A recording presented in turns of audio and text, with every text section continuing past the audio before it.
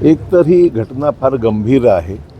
महाराष्ट्राच्या आणि देशातल्या नीटमध्ये अपेअर होणाऱ्या स्पर्धात्मक परीक्षा अन्य परीक्षांसाठी खूपच गंभीर बाब आहे आणि विद्यार्थ्यांना खूप मानसिक त्रास देणारी आणि विद्यार्थ्यांचं आयुष्यामध्ये एका पद्धतीने हा फार मोठा आघात आहे असं आमचं म्हटलं तर चुकीचं ठरणार नाही. त्यामुळे या घटनेचा जो शोध CBIने सुरू केला आहे आणि ज्या गतीने सगळी चक्र फिरत आहेत हे केंद्र शासनाचं एक महत्त्वपूर्ण पाऊल आहे. कोणालाही पाठीशी न घालता या सगळ्या घटनेचे जबाबदार जे असतील त्यांना शोधून काढून त्याची पाळंमुळं खोदण्याचं काम सरकारने आता सुरू केलेलं आहे. परंतु ही दुसऱ्यांदा घटना आहे, दुसरी का बहुधा तिसरी घटना आहे की हे सातत्याने घडत चाललेलं आहे. त्यामुळे सिस्टमच बदलण्याची गरज आहे. एवढ्या मोठ्या स्पर्धात्मक पद्धतीने होणाऱ्या मोठ्या परीक्षेमध्ये लाखो विद्यार्थी अपेअर होत असताना सिस्टम मात्र कुठेतरी लूपहोल्स आहेत, कुठेतरी त्याच्यामध्ये उणिवा आहेत, ज्या बारकाईने पाहून आगामी काळामध्ये हे आज माणसं पकडल्या गेली उद्या दुसरे कोणी निर्माण होतील. त्यामुळे याच्यामध्ये ती शक्यता पुन्हा निर्माण होऊ नये. विद्यार्थ्यांचे मानसिक जो त्रास होतो आहे तो वारंवार अशा पद्धतीने होणं उचित नाही आहे आणि म्हणून याची पाळंमुळं संपूर्ण खोदून सिस्टममध्ये आमूलाग्र बदल करण्याची गरज आहे. आता केंद्र सरकारने जाहीर केलं आहे की आम्ही त्याला आता ऑनलाईन परीक्षा आम्ही घेण्याचा आमचा मानस आहे असं जाहीर केलेलं आहे. नवीन तारखा घोषित झालेल्या आहेत. कमीत कमी वेळेमध्ये आता पुढची परीक्षाही होऊ घातलेली आहे आणि त्यामुळे यातून डॅमेज कंट्रोल एक्सरसाइज मोठा झाला आहे. विद्यार्थ्यांमध्ये नुकसान होणार नाही आहे, होऊ नये अशा पद्धतीने पुढचं पाऊल सरकारने आता टाकलेलं आहे. परंतु यातून जे काही निष्पन्न होतं आहे किंवा ज्याचं सक्सेस रेट ज्याला म्हणू किंवा पॅटर्न अमुक आहे तमुक आहे हे असं नसतं. म्हणजे हुबेहूब तसाच पेपर निघतो आणि त्याला लोक भुरळ पडतात, लोक ॲडमिशन घेतात. हा फार मोठा रॅकेट निर्माण झालेला आहे. पैसा कमवण्याचा धंदा मोठा झालेला आहे आणि म्हणून या स्पर्धात्मक परीक्षेला वेगळ्या पद्धतीने पाहून त्याच्या पद्धतीमध्ये आमूलाग्र बदल जे होतील ते योग्य दिशेनं होतील. टेक्नॉलॉजी आता एवढी वाढली, कुठल्याच गोष्टी कुठे सापडतात, काही होऊ शकतं. त्यामुळे टेक्नॉलॉजीचा दुरुपयोग होऊन हे सगळं घडू नये याच्याकरता काळजी घेण्याची गरज आहे. मोठेगावकर यांचं खूप वर्षाआधीपासून हे रॅकेट सुरू होतं, त्यामुळे त्याच्या मागे जाऊन पण चर्चा केली पाहिजे. जिल्ह्यात सुद्धा क्लासेस वगैरे आहेत ना, सगळीकडेच आहेत. महाराष्ट्रात सगळीकडे बऱ्याच ठिकाणी झालेलं आहे आणि मराठवाड्यात झालेलंच आहे, ना करता येत नाही आहे. त्यामुळे मी त्याच्या पुढे जाईन. कॉपी संस्थेमध्ये मदत करणाऱ्या संस्था ज्या आहेत त्यासुद्धा या निमित्ताने CBIने शोधून काढल्या पाहिजे. आणि खरं सुरुवात तिथूनच होते सगळी गोष्ट, म्हणजे तिथून होते आहे. मग 9वी 10वीपर्यंत जातं आहे सगळ्या गोष्टी. शालेय शिक्षणामध्ये, कॉलेज महाविद्यालयामध्ये कॉपीचं प्रकरण अनेक कलेक्टर्स यांनी चांगलं काम केलं. श्रीकर परदेशींनी चांगलं काम त्यावेळेस सुरुवातीला आमच्या जिल्ह्यात केलं होतं, नांदेडला.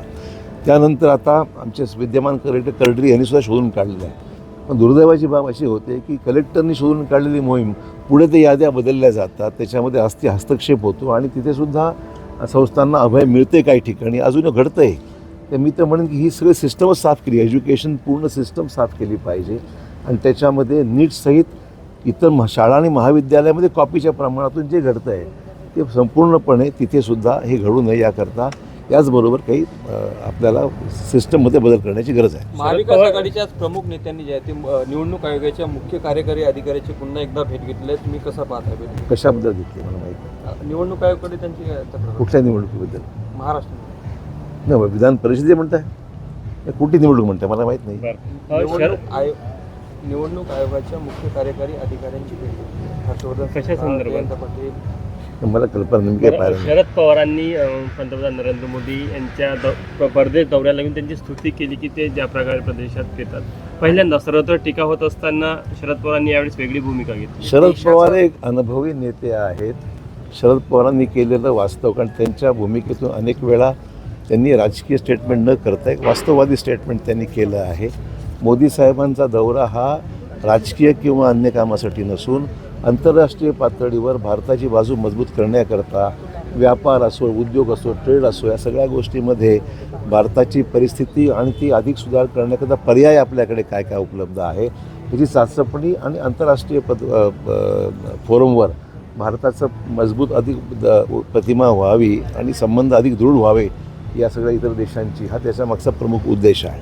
त्यामुळे आम्ही त्यांचं स्वागत करतो. मोदी साहेब विशेषतः या युद्ध पातळीवर जे युद्ध सुरू आहे, आखात युद्ध जे आहे त्याच्यामध्ये इस्रायल, अमेरिका आणि इराण याचा जो प्रचंड नुकसान संपूर्ण जगात झालेला आहे, या गोष्टी फारच म्हणजे अडचणीच्या झालेल्या आहे. सामान्य माणसाचं बजेट कोलमडलं आहे. पेट्रोल, डिझेल, गॅस हा त्यातला प्रमुख घटक आहे.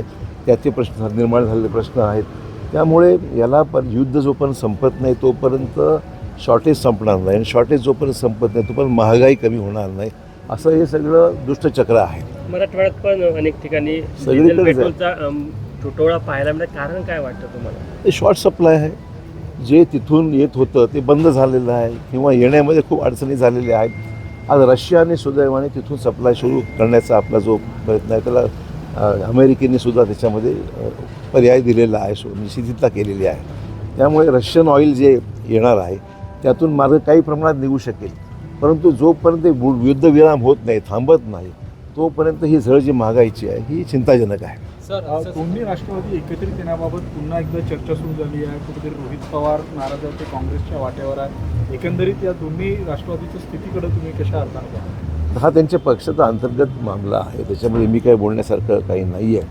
परंतु काहीतरी चांगलं घडावं आमचं म्हणणं की आज आमच्या महायुतीमध्ये, महाराष्ट्रामध्ये आणि वरच्या NDA सरकारमध्ये राष्ट्रवादी अजित पवार गट जो आहे तो पक्ष आमच्यासोबत आहे. त्यामुळे जर त्या पक्षाची ताकद दोन्ही पक्ष एकत्र येण्यामुळे वाढणार असेल तर निश्चित आनंद होईल. सर, काँग्रेसचे काही मोठे नेत्यांनी मायावतीसोबत भेट घेण्याचा प्रयत्न केलेला आहे. कसं तुम्ही बघता या? काँग्रेसची अडचण आहे. काँग्रेसचं सर्वच काम एकदमच म्हणजे ज्याला म्हणून दिशाहीन झालेलं आहे. राजकीय तिथे काही ज्या गोष्टी घडत आहेत त्यामध्ये यश पक्षाला मिळताना दिसत नाही आहे आणि त्यामुळे स्वतःचं अस्तित्व वाचवण्यासाठी मग जे पर्याय खुले आहेत त्या पर्यायांचा प्रयत्न त्यांचा सुरू असतो असं म्हणावं लागेल. तुम्ही बोलतायत की दोन्ही राष्ट्रवादी एकत्र आले तर महायुती वाढेल. तुम्हाला वाटतं, म्हणजे विश्वास आहे का की शरद पवार जर दोन्ही राष्ट्रवादी एकत्रित आले तर तुमच्यासोबत येतील महायुती? शरद पवारांचा सौदा कधी घाटेला असत नाही. सर, एक प्रश्न असा आहे, मुंबईमध्ये मोठी कारवाई सुरू आहे. बांद्रा रेल्वे स्टेशनजवळ झोपडपट्टी हटवली जाते मोठ्या प्रमाणात. तुम्ही मुख्यमंत्री होतात. मुंबईमध्ये जी झोपडपट्टी वाढली आहे आणि हटवण्याची आवश्यकता रेल्वे स्टेशन परिसर असेल, एअरपोर्ट असेल, माजी मुख्यमंत्री म्हणून या सगळ्या याच्याकडे तुमची भूमिका आहे? असं ही कंटिन्युअस अतिक्रमण काढणं ही काय कुठलं एकदा काढलं आणि बस. मुंबईमध्ये देशामध्येच असं घडतं की अतिक्रमण काढलं जातं, पुन्हा बसतं. त्यामुळे एक्सरसाइज जी आहे महापालिकेला करावीच लागते. होणारी कारवाई ही योग्यच आहे. मुंबईमध्ये महत्त्वाचं शहर आहे, रोजीरोटी तिथेच मिळते मुंबईमध्ये आणि त्यामुळे मोठ्या प्रमाणात बाहेरून लोक येतात. जमीन महाग आहे, अतिक्रमण करतात. हा विषय मुंबईचा नित्य झाला आहे. पण हा मुंबईचाच नव्हे तर राज्यामध्ये सर्वत्रच ही मोहीम बऱ्याच ठिकाणी महापालिकेने सुरू केलेली आहे आणि मला वाटतं की हे चालू ठेवलं पाहिजे. त्याशिवाय शहरं जी बकाल होत चाललेली आहे, नुकसान होत चाललं आहे. लोकांना घरं मिळाली पाहिजेत, जास्त किमतीत मिळालं पाहिजे. म्हाडाचा प्रयत्न नेहमीच असतो, शासनाचा प्रयत्न असतो, परंतु ही एक्सरसाइज ही नेहमी होण्यासारखीच आवश्यकता आहे. होर्डिंगचा विषय असेल, अतिक्रमणाचा विषय असेल, अनधिकृत बांधकामाचा विषय असेल, सातत्याने राबवला गेला पाहिजे. त्याच्या विरोधात मोहीम केलीच पाहिजे. पण सर, या सगळ्या याच्यामध्ये काही स्थानिक नेते जे सगळ्या पक्षाचे आहेत त्या नेत्यांनी ज्या झोपडपट्ट्या बसवण्यामध्ये त्यांचा हात आहे. यात नवीन काय? यात नवीन काहीच नाही. हे नेहमीच झालेलं आहे. यात नवीन काहीच नाही आहे. हे नेहमीच झालेलं आहे. त्याला संरक्षण मिळू नये एवढी काळजी घ्यावी लागेल.